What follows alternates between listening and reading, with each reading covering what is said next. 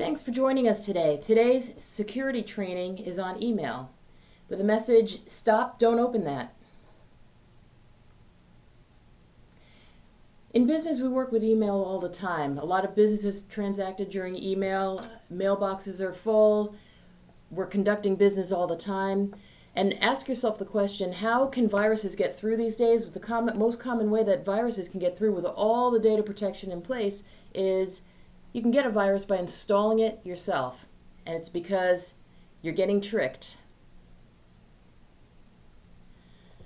With email scams, there's been scams throughout history, so as technology has become more prevalent, a lot of the classic scams have all been recycled into email scams. And these are bogus business opportunities, chain letters, work at home, health and diet scams, investment opportunities, guaranteed loans or credit, discount software offers, see like 90% off. These are all fake things out there. They're meant to get your attention. About 90% of all email volume worldwide is spam. The thing that's gotten more sophisticated now is this notion of spoofed emails, and that it's possible, if you understand how email works, it's possible to make an email look like it's coming from someone else. You can make it look like it's coming from some authoritative source. And the real scary thing is these can contain viruses, and this is one of the common ways that the worst family of viruses, the Cryptolocker, CryptoWall, TeslaCrypt, there's different variations of it. We'll get into that a little bit later, but really bad viruses can be spread this way. There's also phishing emails that are intended to gather your protected information. And to keep in mind, all of these are socially engineered. You can think of all of security as a cat and mouse game. As users are getting more sophisticated, security measures are put in place, people have antivirus protection. Now the bad guys have come up with ways of basically tricking people because they know people have basic protection in place, so now they kind of need a new angle. So spoofed emails are emails that are designed to look like they come from someone else. And years ago when you'd get the fake, oh, do you want to buy antivirus? These emails were full of misspellings, they had really bad graphics. It was kind of immediately obvious that they were fakes. Now they're very, very sophisticated. So some of the subject lines are listed here, and there's other variations, but scan from Xerox Work Center. Lots of people use Xerox scanners. We're all scanning to email. Very common thing, U.S. Postal Service missed package delivery. This is one, it says, oh, you didn't pick up a package, you need to download this form, come over and pick it up. ACH notification or coming from ADP payroll. Sometimes it's a payroll report. Now, if you're the person who does finance and you're getting messages all the time, you can imagine like, okay, yeah, I'm the one I'm retrieving scans, I'm responsible for package delivery, I'm responsible for payroll, whoever it is in your office, they might just blindly open that. They're busy, oh, click, yeah, I got to work on this now. Also think of, for example, with the payroll report, someone who's not supposed to have access to that might opportunistically think, oh, wow, I've got the whole payroll report. No one knows I have it. This could be interesting reading. So they're designed to trick you and open them. A voicemail from an unknown caller. Lots of people have voice messages go to email. Corporate e-fax, it will have some random number listed, 8-page, a detailed number, like 8 pages of a fax. Oh, you're getting orders via fax. You want to open that right away. Important new Outlook settings. Dun & Bradstreet. There's been some report against your business. You want to figure out, hey, what is that? I want to open that right away. Verizon wireless bill. We had someone call us a while back on this one. They got one of these spoofed Verizon bills. It was a very large bill. Happens to be that this person has teenagers in the house. And you thought, got the message, got really mad, what do they do now? They ran up a bill, texting or data charges, opened it up and got a virus. So they're all designed, there's a huge volume of this. It doesn't cost anything for criminals to do this, so they flood the email servers with this. And all they need is one, to open up. And I'll explain a little bit more about how all this works behind the scenes. But these are things that every user in your organization needs to be aware of.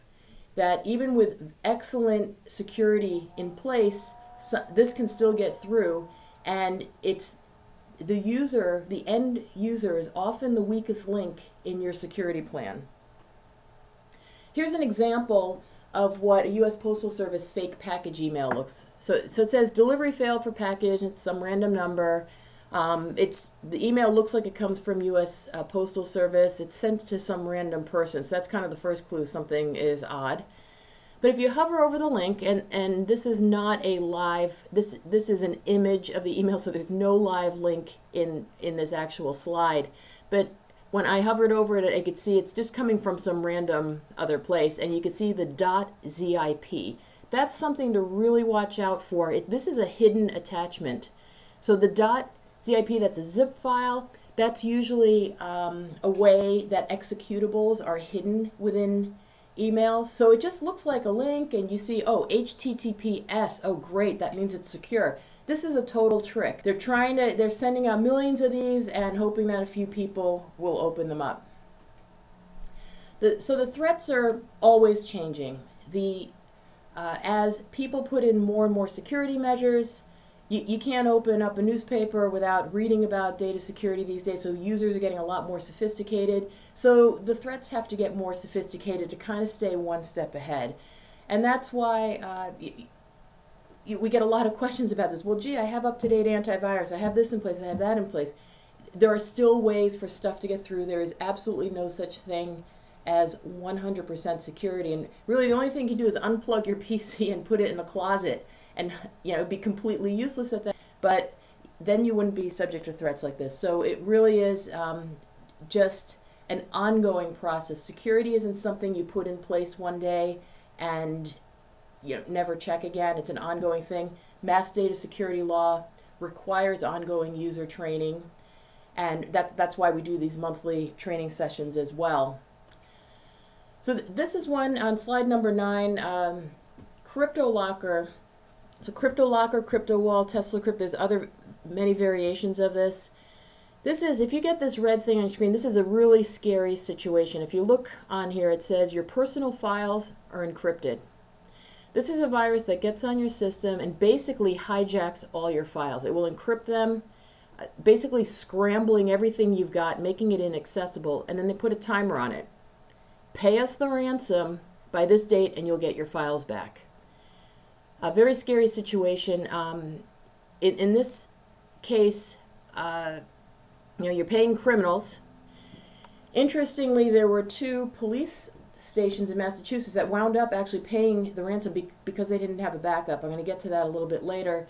But this is probably these days the absolute worst threat that you can see on a system. So Cryptolocker, it's ransomware. The criminals have upped the ante. They're asking for hundreds of dollars. If you don't do it within the time they say, they can raise it to thousands of dollars. There's reports that if you do pay, they come back and try to get even more money because now they know you're someone who's going to pay. Extremely devastating situation. So these infections can happen in the background. It could be an email attachment like that exe executable I showed you. Also can happen by drive-bys. You could be at a website, a legitimate website, even a Boston.com. The ads that are on these sites come from different servers. So if one of those ads were infected, even though it's a reputable site, or what you would assume is a reputable site, the ads come from elsewhere, and if they're infected, that's a way that you can get these viruses. Once a virus is on your system, it's going to communicate with a remote server. All your files get encrypted, and you get a ransom request. And so some people in small businesses will think, well, gee, my particular data, there's millions of businesses, nobody's going to come after me. But why this will work is that everyone's data, it doesn't matter what it is, everyone's data is important to them. And many people are lucky. These security things, they're high impact, low probability events.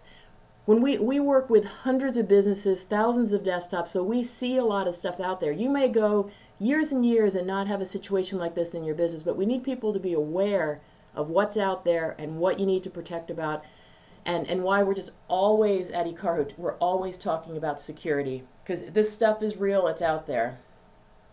Another type of email threat that floats around is what's known as phishing. And this is a case where the email comes in and it's an attempt to trick you into providing some sort of credentials. It could be bank credentials. And this one, here's one that came through. Email account upgrade. Hey, message, it looks like it's coming. It says it's from email administrator. Hey, your mailbox is almost full. It lists a storage amount very close to the limit. Click on this link to activate more storage to your mailbox. So you might be thinking, oh, this is from my system administrator. I better do this. I can trust them. I'm going to click on this link, and I know I need to keep my mailbox from getting full because I'll get mail rejected if my mailbox does fill up. It's trying to trick you. It's the busy person who's looking at 100 emails a day who could easily fall for something like this. Here's an example of more detailed example of a kind of fake email that can get through. Some of the things to watch out for are there's just sort of random recipients on there, and there's misspelling. So this one got sent to me, but also some misspellings of my name. The dates don't match. It says it's an ADP notification. ADP would never ever put sensitive files on Dropbox. Dropbox, that's a consumer storage place, very convenient, but ADP would never put anything on there. And then the interesting thing is that the link is for another competitive consumer storage product, Cubby. Looking for the zip extension again on there, that's a real danger to watch out for. I mean, zip files do have legitimate reasons. When you're sending large files, you need to compress them and you send them. It's just that when you see something come in unsolicited with that, it's not something you've requested. It's hiding something else. In this email, there's no signature, there's no phone number. Never open unsolicited links. If you do business with ADP and you got something like this, call them up and say, hey, I got, what is this? And a lot of times, even when you're on hold, they'll talk about the different phishing and email threats that are out there. So bottom line, slow down before clicking, and actually don't click on anything that's unsolicited. So symptoms of an infected system. Sometimes it's tough to see, figure out, how do I know if I have a virus? Well, kind of the first overall symptom is slowness. And a slow computer is really, really frustrating. And it's also very hard to diagnose, but we will always check for a virus in that case. If somebody says slow, we check for a virus. It could be anything, though. There could be a bad network switch. There could be some sort of other traffic on the network. We've seen cases where folks have installed voice over IP systems, and maybe the person who put in the phones didn't balance the traffic through the router. There's a lot of reasons, and it's sometimes people wonder, well, gee, it's slow, make it faster, and it's not that simple. We will always check for viruses, and sometimes we might find a totally unrelated issue, and somebody, well, why did you check for a virus if it was this switch that was bad? Because we have to check for that all the time. Web page redirects, you try to go to one web page, you wind up at another web page. That's a major problem. Icons on your desktop you might see. Essential tools and programs just not working right. You try to open something, it doesn't work. But you may also have no symptoms at all. And this is what's known as a dropper. And what this is that a virus can get on your system and it's just sort of hiding there. And it's sitting there waiting to do something at a later time. Just go back to that for 1 minute. I was at a security conference a week ago, and they actually showed screens, great presentation by OpenDNS, and they showed screens that the criminals use to basically conduct their business. Very sophisticated, they're in the cloud, but basically in these sites, the droppers will put viruses on systems, malware that's going to report back data. That data is then published in these marketplaces where criminals can then say, well, gee, I want to purchase, I want IP addresses of computers, I want to know folks who bank with Bank of America, have this kind of credit card, and I only want people who have this kind of antivirus. and then they basically get sold to the highest bidder. Then they can come in if they have key logging and something else. Then they can come in and really do the damage. It's actually amazing. I'd never seen what the control panels look like. They had some really interesting screenshots, but the sophistication that's behind these attacks, and because they can do it basically in bulk, is really amazing. And if folks are running, at this point, anyone who still has a Windows XP system in their business is really at risk. Microsoft is not releasing security updates. This is a 12-year-old system. Technology changes at the speed of light. Something 12 years old should not be in your business. Windows Server 2003 is being end of life on July 14th of this year. Again, no more security patch updates. If you're bound by HIPAA regulations, all businesses in Massachusetts are bound by mass data security law, you will be out of compliance. Even beyond that, you're at risk for a lot of these threats because it's just open, it's fair game. Nothing's patched at that point. All right, so with security, what can you do?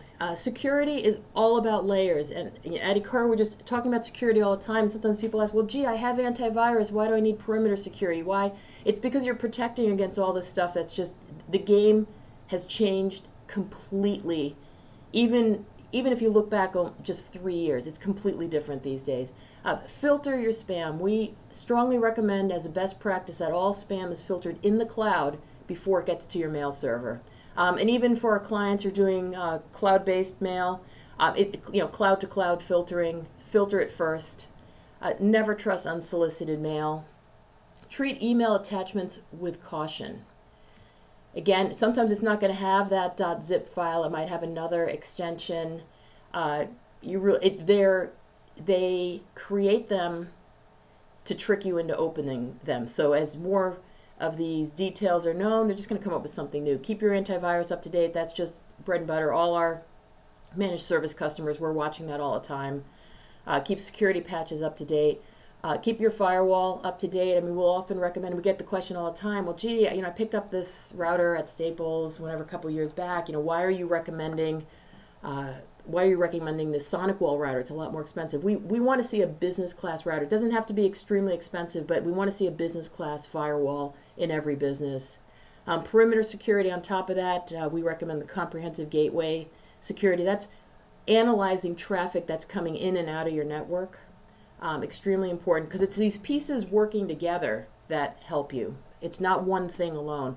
And then absolutely, and this was the subject of our training last month, your backup is what's going to save you or not. So keep that backup up to date. Again, if you're using tape backup, that's not sufficient. It's estimated that 40% of tapes aren't recoverable, and that's even if you're rotating them on a regular basis, which most people don't do. They have to actually physically be replaced. Keep that backup up to date. It should be monitored, managed.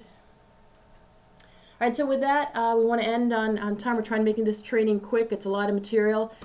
Please check out our blog, and we love to hear questions from you because that's what we use to create our new blog posts. We're on Twitter. We post articles that are relevant to small business, security, other topics that basically all the stuff we see out on the web that we think is relative to our the folks that we work with. We have a Facebook page if you'd like to get updates there, and we also post some of these videos on YouTube as well. And please, anytime, call us. If you have questions, a lot of times people call, hey, I saw something strange on my screen. Sometimes it's just, oh, that's just a routine update announcement. Or sometimes we'll say to folks, disconnect your computer from the network, and that might save an infection spreading across their network. So please call us at any time if you have questions. And with that, I'm going to wrap up, and thank you very much for joining us today.